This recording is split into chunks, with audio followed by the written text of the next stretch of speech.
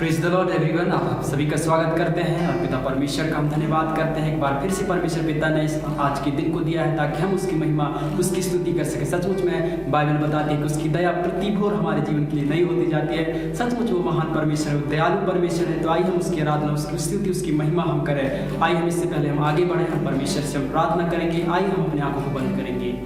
पिता परमेश्वर, आपका धन्यवाद करते हैं आज के सुंदर समय के लिए जो हमारे जीवन में आपने दिया है प्रभु, ताकि हम प्रभु आपकी स्तुति, आपकी महिमा हम कर सकें। पिता परमेश्वर, एक और बार पिता हमारे जीवनों को हम आपकी उपस्थिति में रखते हैं प्रभु। आज के इस दिन में महान परमेश्वर तुम्हारी सहायता कीजिए ताकि हम प्रभु आपकी स्तुति, आपकी महिमा कर सकें, आपकी आराधना कर सकें। पिता हम धन्यवाद करते हैं जो कुछ प्रभु आपके वचन से हम सीखते हैं प्रभु। आज के दिन में महान परमेश्वर हमारी बुद्धि, हमारी समझ को खोलिए ताकि परमेश्वर आपके वचन को हम सीख सकें, सुन सकें पिता परमेश्वर प्रभु, और उस वचन के द्वारा हमारे जीवन आशीषित हो सके। पिता परमेश्वर, आपका धन्यवाद करते हैं। जितने भी जन प्रभु इसमें जुड़े हैं प्रभु, हर एक जनों को तेरे हाथ में रखते हैं, हर एक जीवन प्रभु आशीषित होने पाए। पिता परमेश्वर, आपका धन्यवाद करते हैं। आगे की संपूर्ण समय को प्रभु आपके हाथ में रखते हैं। पिता सारा महिमा आदर आपको देते हैं प्रभु, यीशु मसीह के नाम से इस प्रार्थना को मांगते हैं, आमीन। हालेलुया। गीत को हम गाएंगे, मार्ग, सत्य और जीवन यीशु है, जग की ज्योति तू जग से बढ़कर है। सच में पिता परमेश्वर प्रभु यीशु मसीह वो इन सभी ज्योतियों से बढ़कर है, क्योंकि वो ज्योतियों का पिता है। तो उसकी महिमा के लिए, उसकी स्तुति के लिए आइए इस गीत को हम गाएंगे। मार्ग, सत्य और जीवन तू ही है, जग की ज्योति तू जग से बढ़कर है।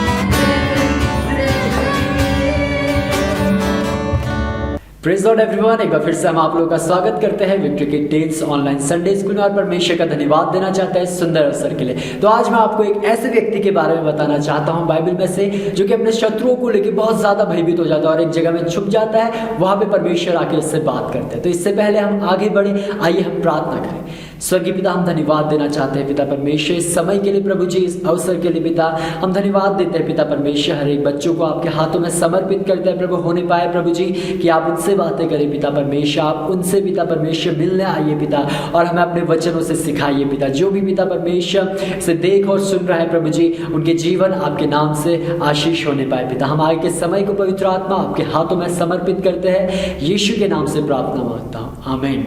तो मैंने आपको बताया एक ऐसी व्यक्ति के बारे में मैं आपको बताने वाला हूं जो कि बहुत ज्यादा डरा हुआ था, और मैंने इस स्टोरी को टाइटल दिया है हाउ गॉड सीज यू। कैसे परमेश्वर हमें देखता है, कैसे वो हमारे जीवन को देखता है और कैसे हम अपने आप को देखते हैं, इस बारे में आज हम देखेंगे। तो ये लिखा हुआ है न्यायों की पुस्तक उसके 6वें अध्याय में 2 वचन से लेकर 12वें वचन तक। यहाँ पे गिदोन के बारे में यहाँ पे एक इंसिडेंट है कि वो बहुत ज्यादा डर जाता है, अपने शत्रुओं को लेके एक जगह में छुप जाता है और परमेश्वर आके वहां पे उससे बात करता है। तो अब इस पूरी स्टोरी को देखिए कि कैसे यहाँ पे परमेश्वर उससे मिलने आता है और उसको जो है इंकरेज करते हैं। आइए हम 2 वचन में देखेंगे कि यहाँ पे क्या लिखा है। यहाँ पे उन शत्रुओं के बारे में बताया गया है कि मिधानी लोग जो है वो उनके शत्रु है इजरायलियों के, वो उन पे प्रबल हो जाते हैं। वो क्या करते हैं, उनके क्षेत्र में आते हैं और उनके जो है हर एक चीज़ों को वो नुकसान कर देते हैं। और इजरायली इस बात से क्या है, लिखा है कि पहाड़ों और गहरे गड्ढों में गुफा बना के वो छुप जाते हैं। वहाँ पे वो क्या करते हैं, हमें मार ना दे करके हमारे शत्रु वो पहाड़ों में चले जाते हैं, अपने क्षेत्र से बहुत दूर चले जाते हैं, पहाड़ों में चले जाते हैं, गुफाओं में चले जाते हैं या खड्डे खोद के उधर जाके वो छुप जाते हैं। और दूसरा यहाँ पे लिखा है 3 और 4 वचन में आपको बताऊंगा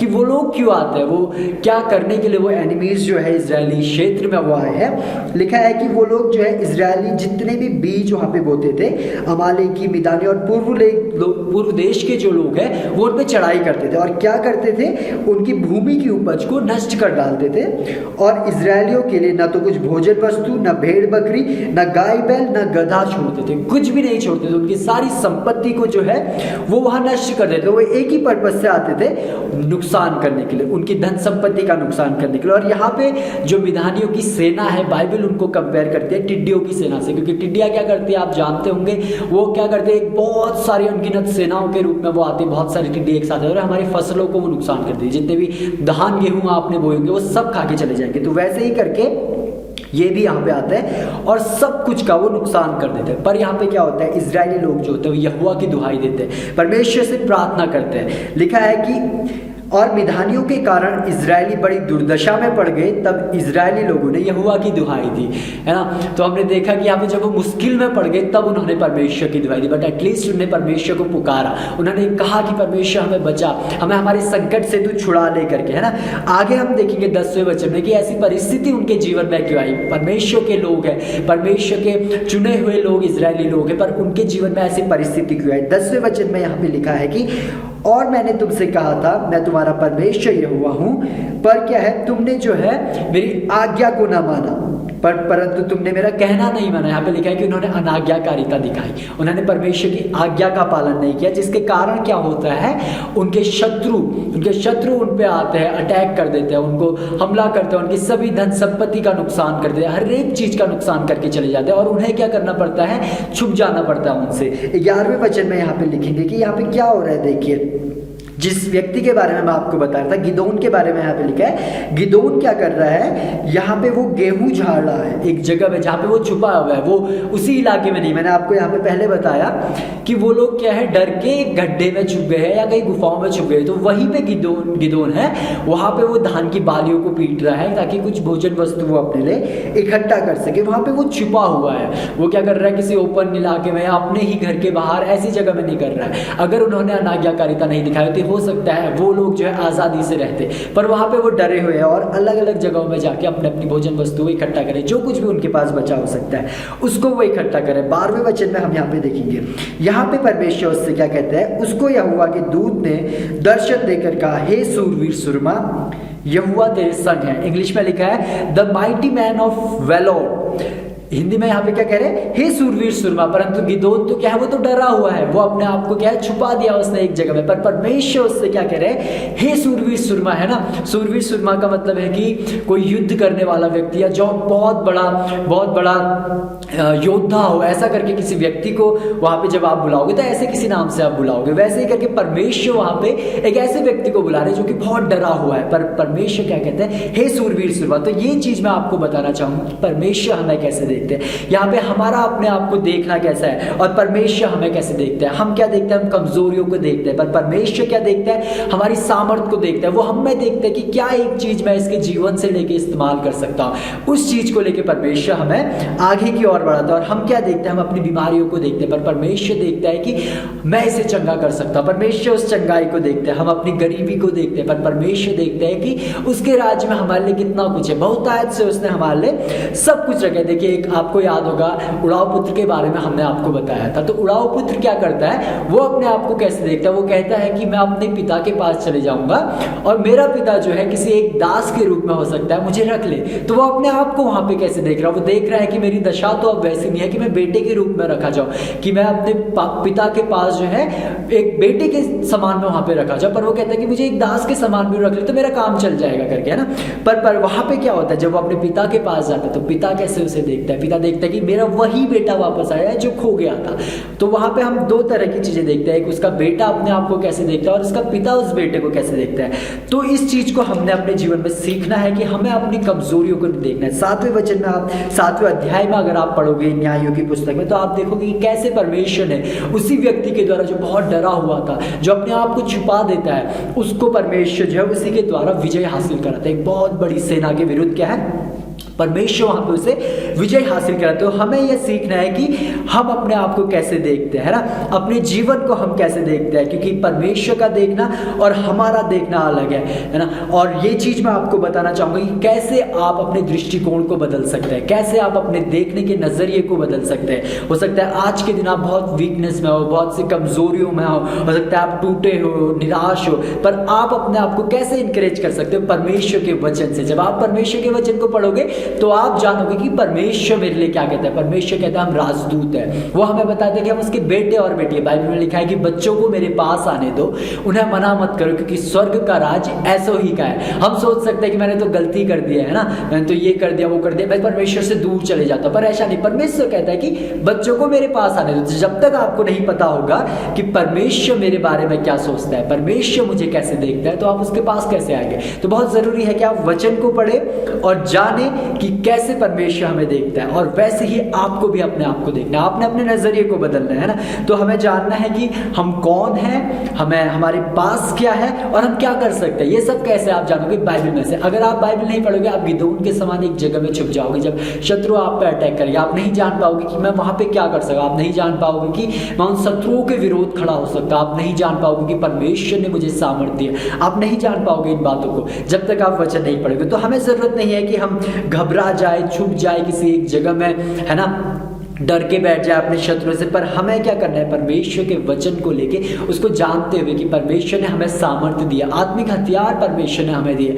आगे के समय में हो सकता है हम आपको उन आत्मिक हथियारों के बारे में बताएं, उन कहानियों को हम आपको बताएंगे और अन्य कहानियों की, कैसे परमेश्वर उन कमजोर लोगों को लेके उनको विजय हासिल दिलाता है। क्यों? जब वो परमेश्वर पे अपने भरोसे को रखते हैं, जब वो अपने नजरिए को परमेश्वर पे डाल देते हैं, परमेश्वर के समान अपने आप को देखने लगते हैं। तो क्यों हम ऐसा कर सकते हैं, अपने शत्रुओं पे विजय हासिल कर सकते हैं, क्योंकि परमेश्वर हमारे साथ है। 12वें वचन में क्या लिखा था वहां पे, जब दूत उसके पास आता है, लिखा था हे सूरमा यहोवा तेरे संग है। तो हमें डरने की जरूरत नहीं। क्यों डरने की जरूरत नहीं है? क्योंकि यहोवा हमारे संग है। तो क्यों ना आइए हम भी अपने विश्वास को, अपने भरोसे को परमेश्वर के ऊपर डालें, और परमेश्वर जैसे हमें देखता है वैसे हम अपने आप को देखें, अपनी कमजोरियों को ना देखें, अपनी निर्बलताओं को ना देखें, बल्कि जैसे परमेश्वर हमें देखता है वैसे हम परमेश्वर के देखो। तो मेरा ये मानना है कि जरूर आपने इस कहानी से, गिदोन के इस जीवन से आपने कुछ सीखा होगा, और मैं आपको उत्साहित करना चाहता हूं कि लगातार बाइबल को पढ़िए ताकि आप जान सके परमेश्वर आपसे क्या चाहता है और वो आपको कैसे देखता है। तो जैसे कि हम आपको मेमोरी वर्स देते हैं, एक मेमोरी वर्स यहाँ पे हम आपको देना चाहेंगे। ये है